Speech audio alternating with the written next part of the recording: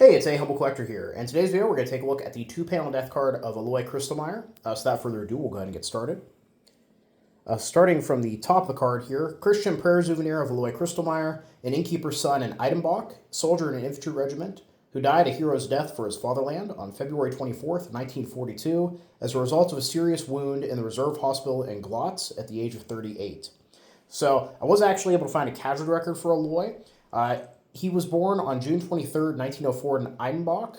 However, most of the casualty records I found for Alois note that he died on April 25th, 1942, not February 24th, which of course is 2 months after his death card here is listed. It's also kind of strange because his rank has been corrected to Flieger or pilot on several of the cards, and his unit is listed as the 1st Company of Luftwaffe Bau or Construction Battalion 1 of Luftgau VIII.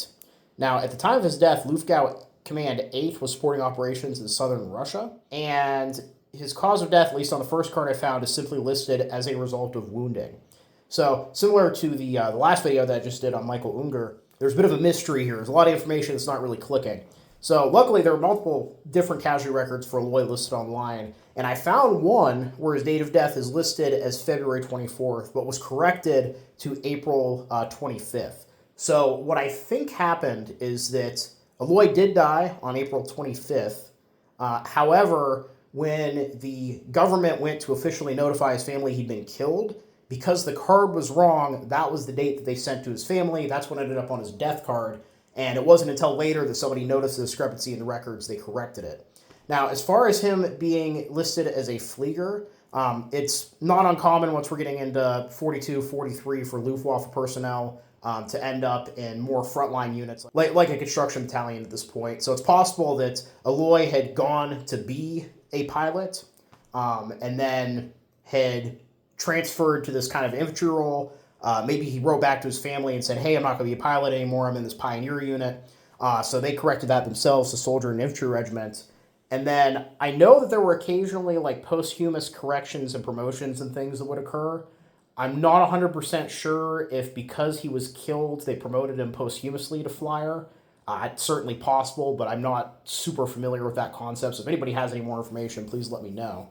And as far as the first card saying that he died as a result of wounding, I did eventually find another card that lists his cause of death as a piercing gunshot wound to the right lung, which certainly is more helpful of a note than the as a result of wounding that's on a lot of the other casualty cards.